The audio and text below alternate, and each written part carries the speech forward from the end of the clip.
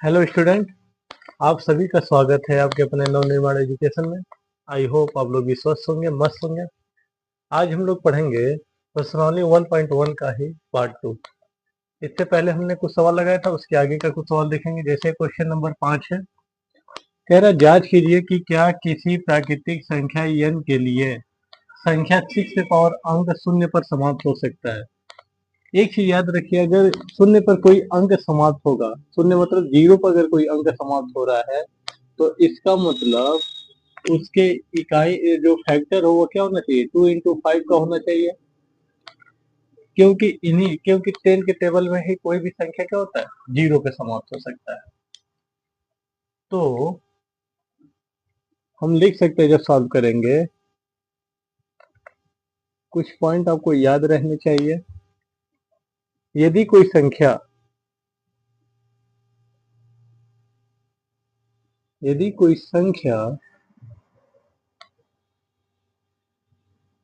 शून्य पर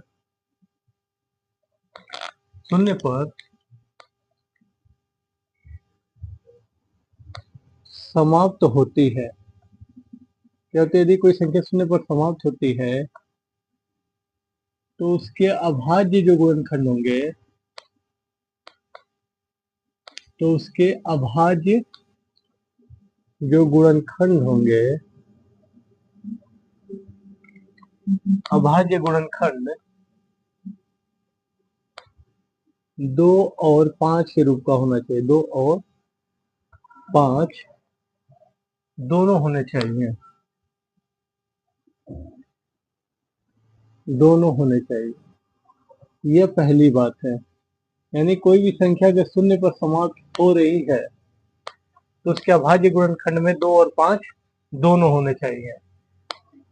जैसे मान लीजिए, अगर आपको हम समझे, जैसे शून्य का मतलब क्या होता है, 10, 100, 1000। या मान लीजिए 10 है, यह शून्य पे समाप्त हो रहा है, तो इसका अभाज्य गुणनखंड क्या है, 2 into 5। ऐसे 100 की बात करें, इसका भी अभाज्य गुणनखंड क्या होगा, यह होगा। यानी इसके अभाज्य गुणनखंड 2 पे पावर 2 into 5 पे 2, यानी 2 और 5 आ रहा है। यानी किसी भी संख्या का अंक अगर शून्य पर समाप्त हो रहा है तो उसके गुणनखंड में जो अभाज्य फैक्टर बनेगा वो 2 और 5 आना चाहिए। और हमें जो दी गई संख्या हमें क्या दिया है, 6 पे पावर n। इसका अगर अभाज्य गुणनखंड करें हम, क्या है, 2 इसको हम ऐसे भी लिख सकते हैं, 6 पे पावर n को ऐसे 2 into 3 पे पावर n होगा।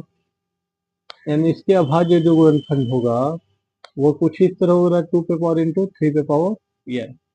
इसके अभाज्य गुणन, दी गई संख्या के जब अभाज्य गुणनखंड करेंगे उसमें 2 पे पावर n और 3 पे पावर n आ रहा है, 5 कहीं भी नहीं है। और 5 अगर नहीं है तो वह संख्या जीरो पे समाप्त नहीं हो सकती है। तो 6 पावर n का दी गई संख्या का अभाज्य गुणनखंड हमारा यह है, इसमें 5 है नहीं। लिखेंगे क्या, क्योंकि 6 पावर n के अभाज्य गुणनखंड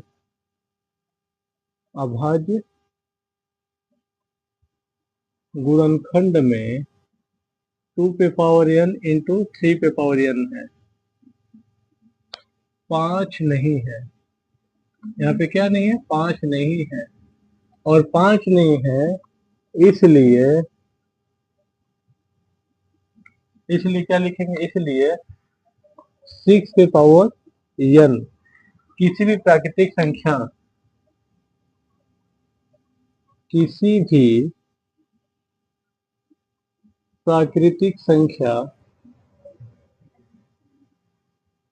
भी प्राकृतिक संख्या n के लिए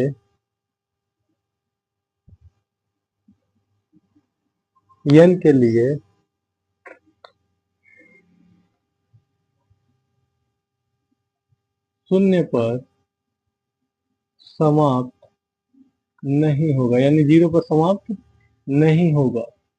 ये याद रखिएगा, कोई भी संख्या अगर जीरो पे समाप्त होगा तो उसके अभाज्य गुणनखंड में 2 और 5 आना अनिवार्य है। तो 6 के गुणनखंड में कहीं भी 2 और 3 आ रहा है, 5 आ नहीं रहा है। इसलिए इसके से कहीं भी 6 पर n किसी भी प्राकृतिक संख्या n के लिए शून्य पर समाप्त नहीं होगा। तो जब भी इस तरह का सवाल दे, इसी के लिए नहीं, कोई भी संख्या दे जब भी पूछे तो उसका हम सबसे पहले फैक्टर करेंगे। अगर उसके फैक्टर में 2 into 5 का बन रहा है, मतलब 2 और 5 भी आ रहे हैं, तो शून्य पर समाप्त हो सकता है। लेकिन अगर उसके अभाज्य गुणनखंड यानी प्राइम फैक्टर में 2 और 5 के फैक्टर नहीं बन रहे हैं, तो अभाज्य वह शून्य पर समाप्त नहीं होगा। तो इस सवाल को हम इस तरीके से लगाएंगे।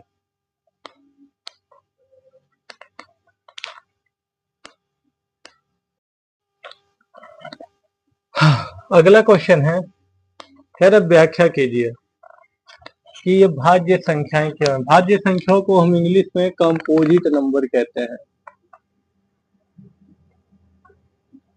नंबर कहते हैं।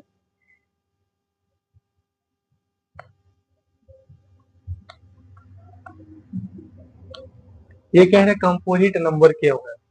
आपने दो प्रकार की संख्या पढ़ा है, एक अभाज्य संख्या, एक अभाज्य, एक कंपोजिट और एक प्राइम नंबर।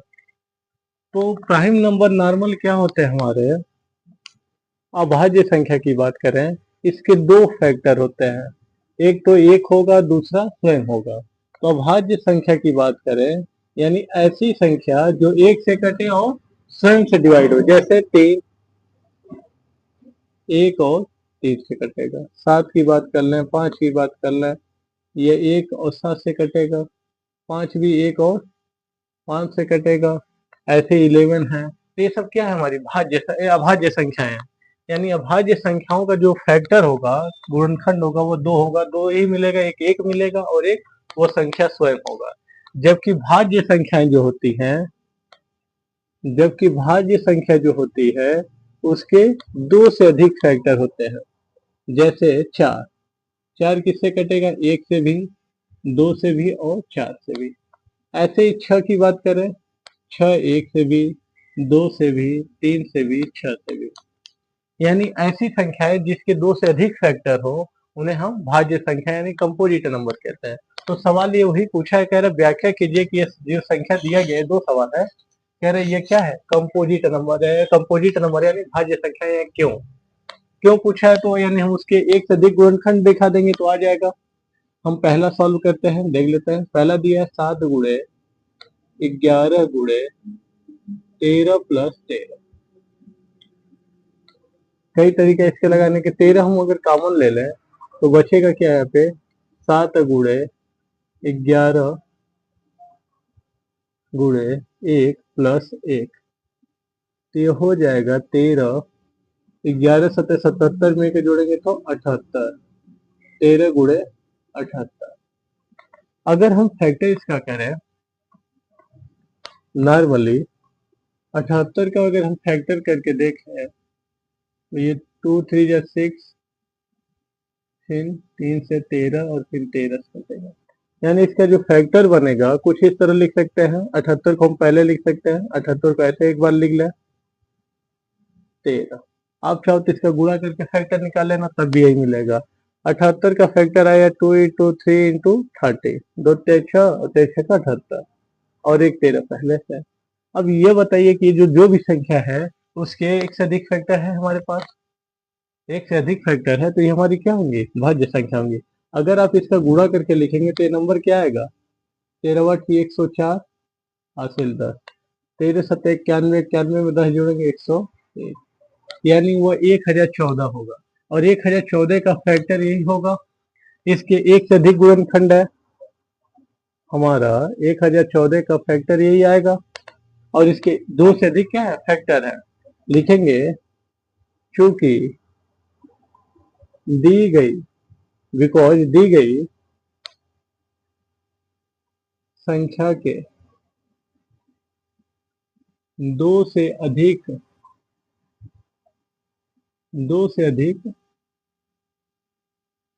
गुणनखंड है, इसलिए आप चाहो तो ऊपर वाला नंबर ही नोट कर लो, 7 into 11 into 13 प्लस 30 एक भाज्य संख्या है, एक भाज्य संख्या है। ऐसे ही हमें यह सवाल लगाना है। आई होप आप लोग ये अच्छे से सवाल लगा लेंगे। जब भी हमें भाज्य संख्याएं पूछे तो ये याद रखिएगा, भाज्य संख्याएं वे होंगी जिसके 2 से अधिक फैक्टर होंगे। अगर 2 फैक्टर हैं तो अभाज्य संख्या होगा।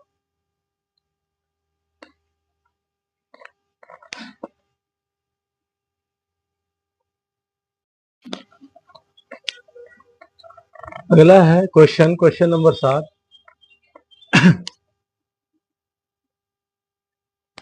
जो आपके स्क्रीन पे दिखा रहा है, कह रहा है किसी खेल के मैदान के चारों ओर एक वृत्ताकार पथ है। इस मैदान का एक चक्कर लगाने में सोनिया को 18 मिनट लगते हैं, जबकि इसी मैदान का एक चक्कर लगाने में रवि को 12 मिनट लगते हैं। मान लीजिए कि वे दोनों एक ही स्थान और एक ही समय पर चलना प्रारंभ करके एक ही दिशा में चलते हैं, तो कितने समय बाद पुनः प्रारंभिक स्थान पर मिलेंगे। कह रहा है मान लीजिए एक वृत्ताकार पथ है, सोनिया यहाँ पे सोनिया है, इस वृत्ताकार पथ को लगाने में वो 18 मिनट ले रही है, और रवि कितना ले रहा है, 12 मिनट इसी चक्कर को लगा। कह रहा है अगर वो दोनों एक ही स्थान से ये चक्कर लगाना शुरू करें तो कितने समय बाद ये दोनों पुनः इसी स्थान पे एक ही स्थान पर आ जाएंगे। तो जब भी इस तरह का सवाल दे तो इस तरह के सवाल में हमेशा एलसीएम का प्रयोग करते हैं, यानी लसन निकालते हैं। तो जो भी हमें समय दिया है लिखेंगे क्या, दिए गए समय का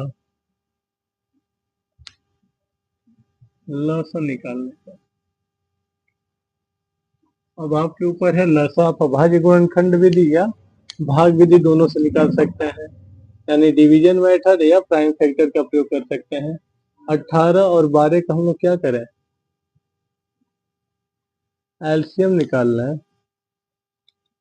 तो ये 2 छक्के 12, 9 बार में, इन 2 से ये 3 बार में डिवाइड होगा, ये नहीं होगा। इन 3 से ये 1 बार में डिवाइड, या 3 बार में डिवाइड। इन 3 से 3 1 बार में डिवाइड हो गया। इसका जो एलसीएम आएगा वो क्या हो जाएगा, 2 इंटू 2 इंटू 3 इंटू 3, यानी आ जाएगा 36। 2 दूना 4, 3 12, 3 छठे 2 2 जा 4, 4 3 जा 12, 12 3 जा 36। अब ये जो 36 आया यही हमारा क्या हो जाएगा, आंसर हो जाएगा, क्योंकि ये मिनट में दिया है ना, तो हम इसको भी मिनट में लिखेंगे। लिखेंगे क्या, अतः 36 मिनट बाद, 36 मिनट बाद दोनों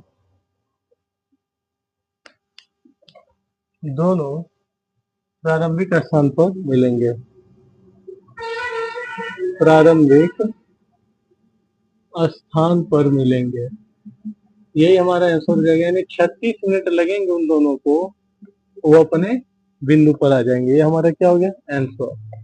तो जब भी इस तरह का सवाल देगा तो हमें मैक्सिमम सवालों में, इस तरह के सवालों में हमेशा एलसीएम ही निकालेंगे, और जो एलसीएम आएगा वही हमारा आंसर हो जाएगा। ये कभी कभी ये मिनट में है, या मिनट में दिया तो आंसर कभी कभी सेकंड में दे देता है, हम इसे मिनट को किसमें बदल देंगे, 60 से गुणा करके सेकंड में बदल देंगे। तो आज का ये प्रश्नावली 1.1 यहीं पे समाप्त होता है। ये लास्ट क्वेश्चन था, क्योंकि हम एनसीईआरटी के बुक से पढ़ा रहे हैं तो उसका ये लास्ट क्वेश्चन था। अगला चैप्टर हम अगले सेशन में देखेंगे। तब तक अपना ध्यान रखिए और पढ़ाई में एकदम मन लगा लीजिए। जय हिंद।